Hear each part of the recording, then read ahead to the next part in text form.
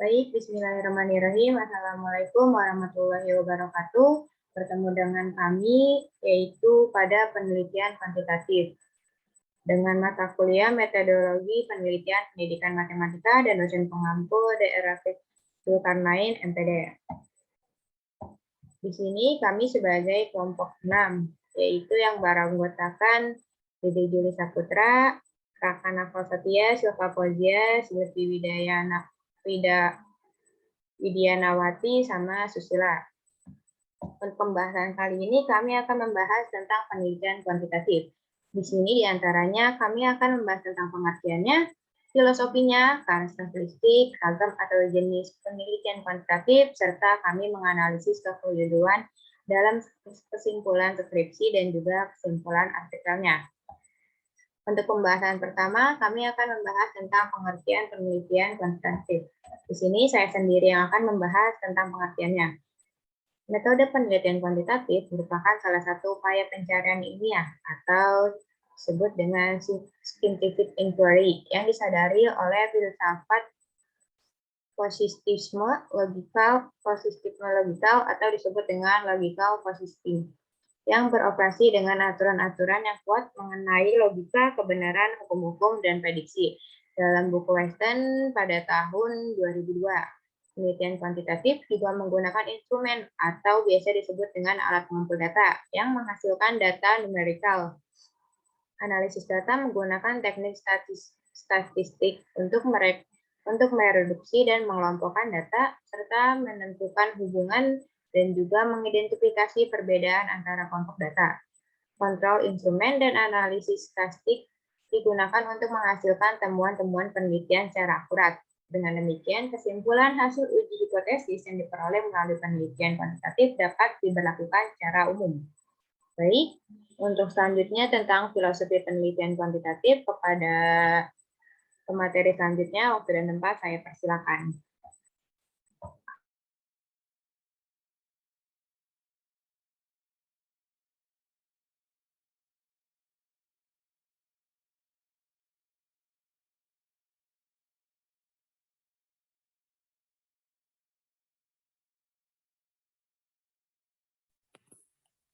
Boleh slide selanjutnya.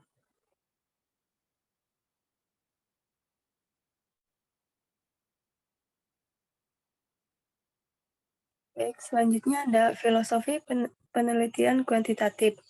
Nah, pendekatan kuantitatif erat dengan filosofi positivisme, yaitu adalah aliran filsafat yang menyatakan bahwa pengetahuan yang benar hanya berasal dari ilmu alam dan tidak berkaitan dengan metafisika. Comte berpendapat positivisme adalah cara pandang dalam memahami dunia dengan berdasarkan sains.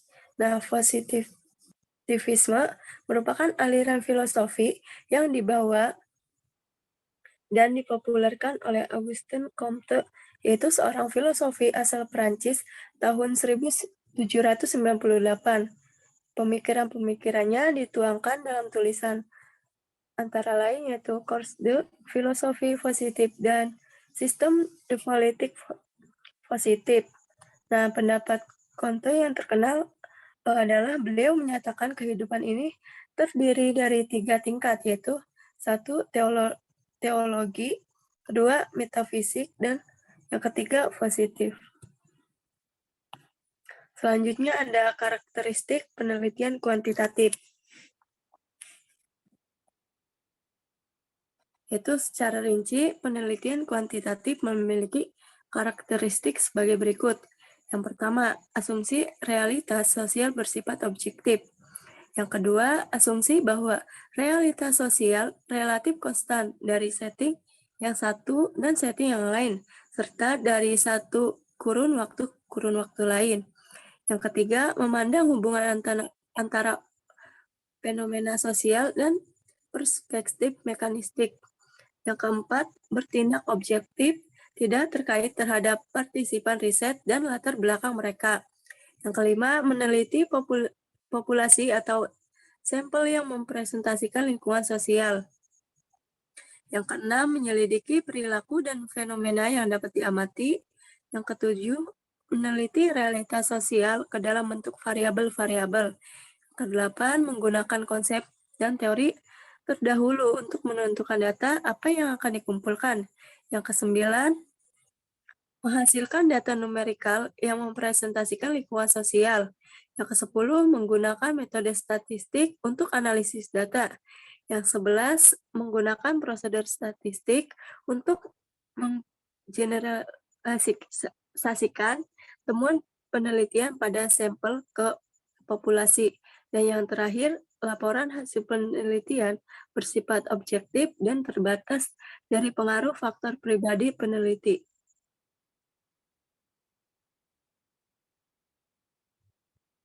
Nah, karakteristik penelitian kuantitatif ya, pertama, paradigma penelitian kuantitatif, yang kedua, ruang lingkup penelitian kuantitatif, yang ketiga, format penelitian kuantitatif. Nah, dilihat dari pendekatan penelitian, penelitian kuantitatif mempunyai dua format.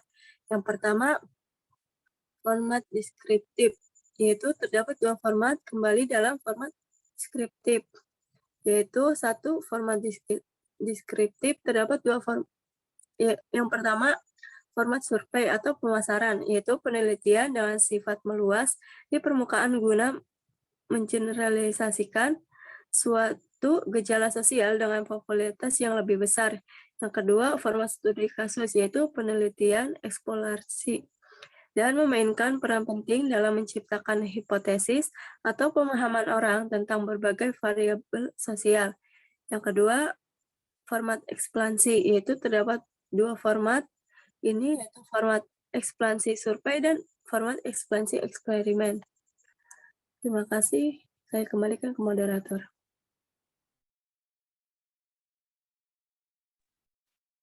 Baik, terima kasih Susi untuk penjelasannya. Untuk materi selanjutnya kepada Dede, waktu dan tempat saya persilakan.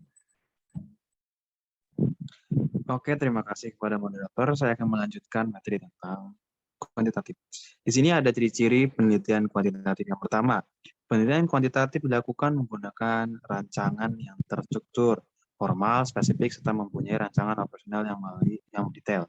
Yang kedua, data yang dikumpulkan bersifat kuantitatif atau dapat dikuantitatifkan dengan menghitung atau mengukur, dalam artian pengukuran. Yang ketiga, penelitian kuantitatif bersifat momentum dan menggunakan selang waktu tertentu atau waktu yang digunakan pendek kecuali maksud tertentu. Yang keempat, penelitian kuantitatif membutuhkan hipotesis atau pertanyaan yang perlu dijawab untuk membimbing dan pencapaian tujuan penelitian. Yang kelima, analisis data dilakukan dengan menggunakan statistik, baik statistik diferensial maupun inferensial. Yang keenam, ada penelitian kualitatif lebih berorientasi pada produk dari proses. Yang ketujuh, sampel yang digunakan itu luas, random, akurat, dan representatif. Yang kedelapan, penelitian kuantitatif menganalisis data secara deduktif. Yang kesembilan, instrumen yang digunakan untuk menentukan data dapat dipercaya atau valid, andal, dan reliable, mempunyai norma dan praktis.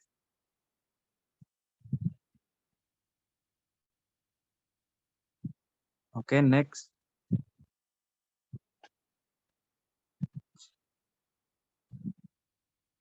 Oke, di sini ada ragam dan jenis tentang penelitian kuantitatif. Nah, yang pertama, ada beberapa, namun saya ringkas. Penelitian eksploratif yang pertama. Penelitian eksploratif merupakan studi penjajakan, terutama pada konsep yang akan digunakan dalam beberapa penelitian. Yang kedua, ada deskriptif. Penelitian deskriptif adalah suatu jenis penelitian yang bertujuan untuk mendeskripsikan tentang secara sistematis, faktual, akurat mengenai fakta dan sifat populasi tertentu. Yang ketiga, ada penelitian korelasional, merupakan suatu penelitian yang melihat hubungan antara beberapa perubahan dengan beberapa perubahan yang lain. Yang keempat, ada penelitian causal komparatif. Nah, penelitian ini bersifat ex post facto. Ya, yang kelima, ada tindakan penelitian atau action research, mencoba mengembangkan keterangan baru. Jadi informasi yang berguna bagi peneliti sekelompok orang menjadi target penelitian.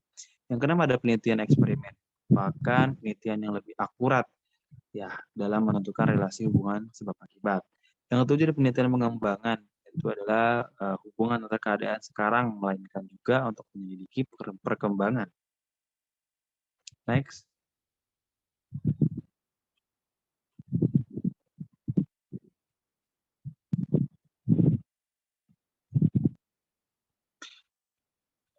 Oke, mungkin dari saya cukup.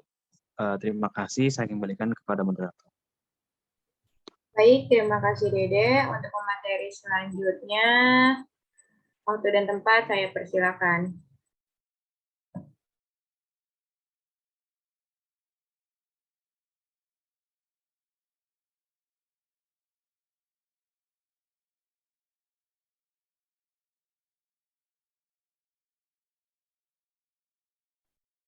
Baik, terima kasih moderator. Nah, di sini kan kelompok kami melakukan analisis kepada sebuah artikel. Nah, pada artikel yang kelompok kami analisis, pada penarikan kesimpulan yang penulis buat tidak terdapat adanya data kuantitatif yang jelas.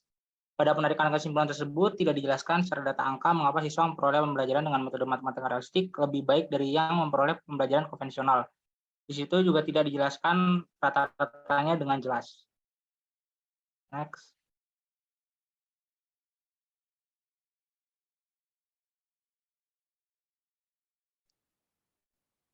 Nah, selanjutnya dalam skripsi, ada kesimpulan dari skripsi yang kelompok kami analisis ini, berdasarkan hasil penelitian dalam menelaah analisis kemampuan penalaran matematis berdasarkan jenis kelamin pada materi fungsi komposisi dapat diambil kesimpulan berikut.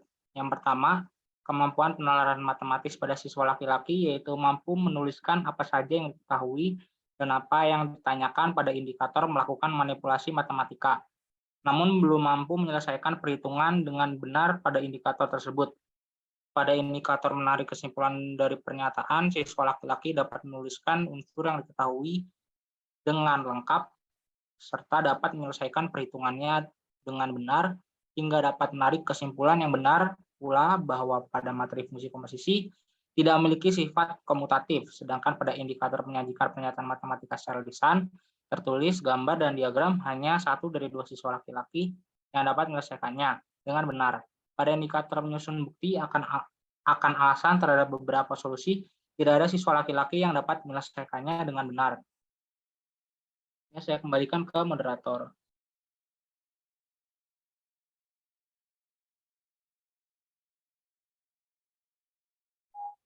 Baik, terima kasih untuk Raka. Untuk materi selanjutnya kepada Silvi, waktu dan tempat saya persilakan.